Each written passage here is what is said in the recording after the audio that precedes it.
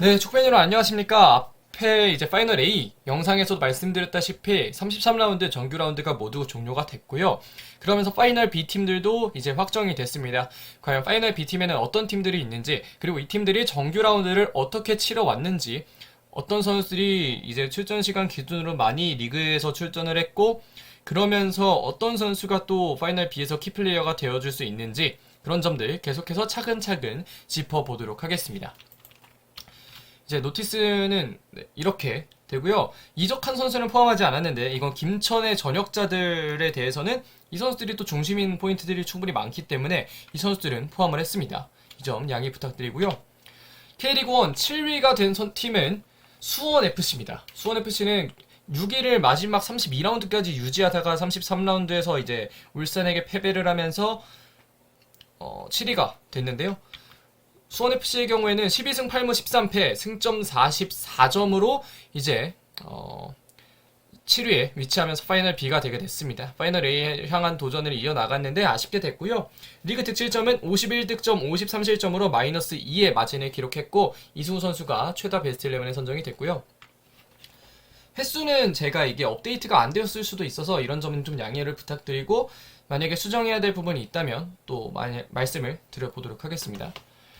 지금 수원FC의 경우에는 출전 시간 기준으로 보면 백4를 가져왔는데요. 박배종이 1890분, 그리고 백4 라인에서는 박민규, 김건웅, 곽윤호, 신세계가 이제 베스트 11에서 백4 라인을 구성하는데 김건웅과 박민규가 2600분대의 출전 시간을 소화했고요. 곽윤호가 1600분가량, 신세계가 1800분가량의 출전 시간을 소화했는데 최근에 신세계는 백3의 스토퍼나 백4에서 김건웅과 함께 합을 맞추는 적도 꽤 있었다는 점을 생각해 봤을 때 이 라인업이 절대적으로 들어가지는 않을 것이다 라는 생각 정도는 할 수 있겠고요. 그 윗선을 보면 4-3-3을 봤는데요. 중원에는 박주호, 무릴로, 정재용입니다. 박주호와 무릴로, 정재용은 이제 뭐 박주호가 원볼란치적인 성격을 띠고 있을 때는 정재용도 공격 참여를 많이 가져가고 무릴로 선수는 이번 시즌 폼이 아주 좋지는 않지만 1246분이라는 출전 시간을 소화하면서 어느 정도 꽤 되는 출전 시간을 소화했고 사실 이 투톱을 만들까 아니면 다르게 만들어 볼까 생각했는데 김현과의 출전 시간이 100분이 채 안 되기 때문에 100분 차이가 안 되기 때문에 무릴로를 넣었고 왼쪽 윙에는 이승우, 오른쪽 윙에는 김승준이 출전을 했습니다. 토벤은 라스가 2000분대 출전 시간에 소화를 해줬고요. 김승준과 이승우가 모두 개인적인 능력이 있는 선수들이기 때문에 라스 선수가 중앙에서 중심만 잘 잡아주면 이 선수들이 많은 득점을 기록했다는 것이 이제 수원FC가 리그를 통틀어서 가장 많은 득점을 기록했던 하나의 주요한 원인이 되지 않았을까라는 생각이 들고요. 이러한 수원FC의 키플레이어는 이승우 선수입니다. 31경기 동안 13골과 3개 도움을 기록했고 현재 득점 랭킹 3위에 위치를 하고 있는데요. 이건 숫자가 잘못됐습니다. 죄송합니다. 시즌 초의 기대보다 이번 시즌에는 훨씬 더 잘하고 있고 이승우가 가지고 있는 어떠한 번뜩이는 무언가가 수원FC를 여기까지 이끌었다는 점에서 스탯 그 이상의 선수인 이승우가 이번 시즌 파이널 B에서도 여러가지 역할을 많이 해줄 수 있을 것으로 보이고요. 수원FC에 관해서는 이 정도까지 해보도록 하겠습니다. 그렇게 해서 이제 8위를 보면 8위는 FC서울인데요. FC서울은 이번 시즌 10승 11무 12패를 기록하면서 승점 41점을 가져갔습니다. 리그 득실점은 38득점 42실점이었고요. 오스마르 선수가 베스트 11에 선정이 많이 됐고요. 출전 시간 기준으로 이제 베스트 11을 보면 양한빈 선수가 2700분, 백포라인은 김진야, 이상민, 이한범, 윤종규가 이제 섰는데요. 윤종규 선수만 2500분가량 출전을 했고 부상이 있었던 이한범, 세 번째 센터백이었던 이상민, 그리고 이태석과 함께 풀백 자리를 양분했던 김진야는 모두 1000분대 출전 시간이었습니다. 아무래도 이상민 선수가 들어간 게 좀 신기하실 텐데 오스마르 선수보다 이상민 선수가 출전 시간이 조금 더 길었고요. 김진야도 이태석보다는 출전 시간이 조금 더 길었습니다. 그래서 이제 윗선을 보면 기성윤, 팔로세비치, 김신진이 이제 중원을 구성하고 위에 3톱에는 나상호, 조영욱, 강성진이었는데요. 왜 김신진이 여기 있냐? 중원을 경험해봤던 선수 중에 김신진이 남은 선수들 중 가장 많은 출전 시간을 소화했던 선수입니다. 고요한이나 뭐 KG로, 한승규, 뭐 황인범 이런 여러 선수들이 중원에 왔다 갔다 했지만 김신진보다 더 많이 뛴 선수가 없었고요. 조용욱을 아래로 내려볼까 생각을 했는데 그게 의미가 있나라는 생각은 좀 들어서 굳이 내리지는 않았고 조용욱은 2400 1535분, 나성호는 2030분, 강성진은 1539분의 출전 시간을 소화를 했습니다. 기성용은 2506분을 소화하면서 양한빈 다음으로 많은 출전 시간을 소화해줬고요. 이런 앱서울의 키플레이어가 될 만한 선수는 역시 일류첸코 선수입니다. 일류첸코 선수는 이번 시즌 28경기에 나서서 8골과 1개의 도움을 기록했는데요. 이 중 6골과 1개의 도움이 앱서울 이적 후 리그에서 기록했던 것들입니다. 일류첸코 선수는 서울의 새로운 무기로서 이제는 팀을 지켜야 되는 선수인데 하스 왕을 위한 경쟁에서 꼭 필요한 게 바로 득점력이라는 측면에서 일류첸코의 득점이 터져야 서울이 조금 더 하스 왕에 가까워질 수 있다라는 점을 일류첸코 선수도 앱서울의 구단도 함께 생각을 하고 있지 않을까 싶습니다. 자, 그러면 서울에 관해서는 얘기를 이 정도까지 하도록 하겠고요. 다음은 9위입니다. 9위는 대구FC였습니다. 이 역시 좀 놀라운 거였는데 대구FC는 이번 시즌 7승 13무 12패 승점 35점을 기록했고 리그 득실점은 40득점 57점을 기록했는데요. 사실 대구FC가 이 순위에 있을 거라고 생각하지 못했습니다. 개인적으로는 10위 내지는 11위에서 파이널 B를 이제 확정 지을 거라 생각했는데 서울을 상대로 3대0으로 승리를 하면서 대구FC가 9위까지 올라왔고요. 굉장히 놀라웠습니다. 이 출전 시간을 보면 오승훈 선수가 2957분의 출전 시간을 소화하면서 골키퍼 자리를 굳건히 지켰고요. 백스리는 김진혁, 조진우, 정태욱. 이 조진우 선수에 대해서 상당히 놀라셨을 텐데 조진우와 홍정훈이 모두 1600분대인데 조진우가 조금 더 많이 뛰었고요. 김진혁과 정태욱은 모두 2000분 이상의 출전 시간을 소화했고 특히 정태욱이 많은 경기를 뛰어줬습니다. 양쪽 윙백에는 홍철과 황재원이 각각 1784분, 2333분으로 출전 시간을 많이 소화했고 홍철 자리에는 이따가 소개해드릴 케이타 선수나 다른 선수들이 경기를 뛰기도 했고요. 이제 윗선으로 조금 더 올라가 보면 앞에서도 말씀드렸던 대로 케이타 선수가 중원에 위치를 했습니다. 라마스 선수가 1500분 이상의 출전 시간을 소화했는데 라마스 선수는 이적을 했기 때문에 케이타 선수를 넣어봤고요. 그 파트너로 이진용 선수가 2200분가량 많은 2200분가량으로 많은 출전 시간을 소화해줬고 그 윗선에는 세징야, 고재현, 제카가 모두 2000분 이상의 출전 시간을 소화하면서 특히 2050분대의 출전 시간이었습니다. 고재현 2054분, 세징야가 2056분, 제카가 2057분의 출전 시간을 소화했고요. 이런 대구에서 가장 중요한 건 역시 세징야입니다. 25경기 동안 8골과 5개의 도움을 기록하면서 이번 시즌에는 올해 전체 13경기를 결장을 하게 됐는데요. 세징야가 대구에 온 이후로 이렇게 많은 경기를 빠진 적이 없습니다. 특히 부상으로는요.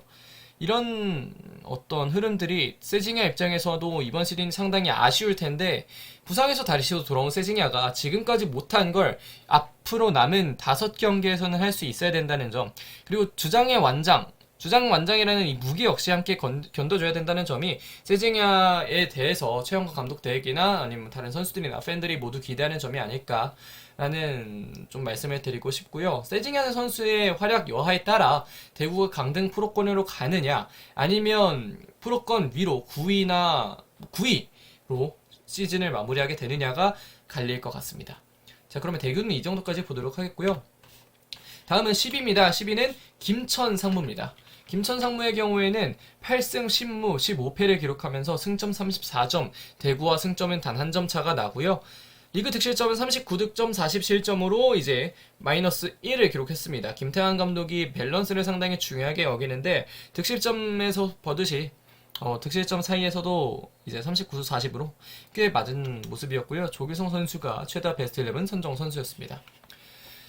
지금 보면 전역한 선수들이 3명이 있죠. 구성윤, 정승현, 유인수가 지금 이 골키퍼 백포라인에서 가장 많은 출전 시간을 소화했던 선수들인데 구성현이 1349분, 유인수가 1435분, 정승현이 1336분으로 이 선수들 이상으로 출전한 남은 선수들은 딱히 없고요. 박지수 선수가 1888분, 강윤성이 2071분으로 박지수 선수도 부상이 없었다면 2000분대 출전 시간을 소화했을 가능성이 높고요. 이번 시즌 김천 수비의 중심은 역시 박지수 선수라고 할 수 있는데 그런 점이 이 출전 시간에도 명백하게 드러나고 있다.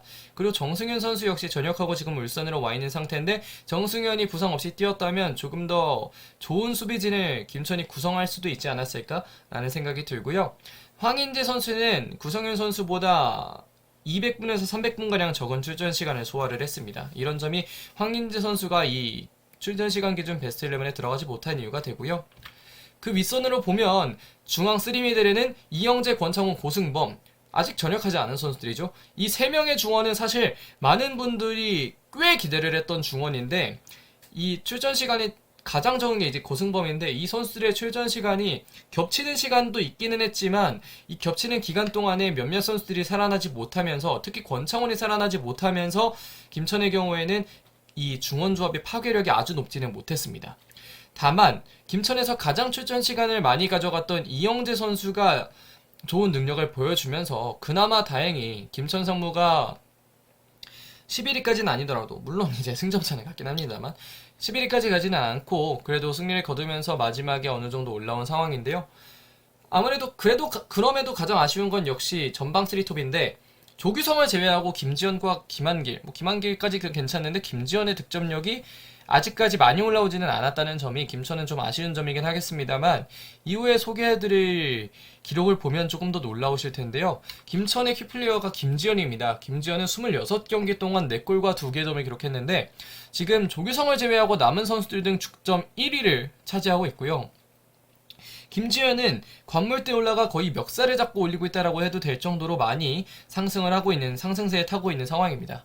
김지현이 득점을 해야 김천의 폼 내지는 어떤 득점적인 측면 이외에도 다른 여러가지 포인트들, 공격 포인트들을 많이 낼 수 있기 때문에 이런 점에서는 김지현의 활약이 꼭 필요하겠고요. 일단 작년보다는 나은 기록이라는 안도감을 김태형 감독이 하고 있을 수도 있겠다. 왜냐면 지난해에는 K리그에서 2골인가요? 1골인가 기록을 했기 때문에 김지현이 그것보다는 일단 나은 상황이라서 차차 이번 시즌 파이널 B에서 어떤 모습 보여줄지 계속해서 체크를 해보도록 하겠습니다. 자, 그러면 김천에 대해서도 이 정도까지 보도록 하겠고요. 다음은 11위 보겠습니다. 11위는 수원 삼성입니다. 이번 시즌 마지막 경기 전까지 9위를 차지하고 있었던 수원 삼성은 8승 10무 15패 승점 34점을 기록하면서 35득점 46실점으로 밸런스가 그렇게 좋지는 않았는데요. 출전 시간 기준으로 백보라인과 이제 키퍼를 보면 양영모 선수가 80분 죄송합니다. 2880분 소화하면서 주전 골키퍼 자리를 지켰고 백포라인은 이기재, 불투이스, 민상기, 김태환 이 구성을 했는데요. 지금 보면 어떤 선수들이 중간에 밀려났거나 중간에 들어왔거나 하는 걸 굉장히 빠르게 파악하실 수 있을 텐데 2400분 이상을 소화했던 이기재와 불투이스는 계속해서 주전급 자원으로 경기에서 뛰었고 민상기는 중간에 이제 이병근 감독이 고명석 선수를 중용하면서 약간은 밀렸고 김태환은 장호익 선수를 주로 사용하다가 이후에 김태환이 더 많은 출전 시간을 가져가게 되면서 김태환 선수가 우측 패백으로 많은 경기를 소화를 해줬습니다. 그 윗선으로 올라가 보면 한석종, 사리치, 정승원이 이제 쓰리미드를 구성했는데 이 자리에 이한도도 섰고 이종성도 섰는데 이종성보다는 한석종이 더 많은 출전 시간을 소화했고요. 사리치와 정승원도 1500분 이상의 출전 시간, 특히 정승원은 2000분 이상의 출전 시간 소화하면서 수원 삼성의 라인업 중심이 되어줬습니다. 공격 라인에는 전진우, 오영규, 류승우가 많은 출전 시간을 소화해줬는데 특히 류승우는 1266분, 사실 주전급 출전 시간이라고는 말할 수가 없지만 그럼에도 많은 경기를 소화해줬고 전진우 선수 역시 전진우가 보여준 임팩트에 비하면 출전 시간이 그렇게 긴 건 아닌데 전진우가 중반기 내지는 중후반기부터 좋은 모습 보여줬다는 건 한 번쯤 생각해볼 만한, 고려해볼 만한 요소라고 할 수 있겠고 시즌 전에 세 번째 스트라이커라고 여겨졌던 오현규가 그로닝과 김건희를 제치고 가장 많은 출전 시간을 소화했던 톱이 됐다는 건 이 역시 한번 생각해볼 만한 포인트라고 생각할 수 있겠습니다. 1888분의 출전 시간을 소화했고요. 두 자릿수 이상 득점도 기록을 해줬습니다. 키플레이어로서 뽑기에 전혀 무리가 없는 성적인데 32경기 동안 11골과 2개의 도움을 기록했고요. 득점 랭킹 공동 5위에 위치하고 있습니다.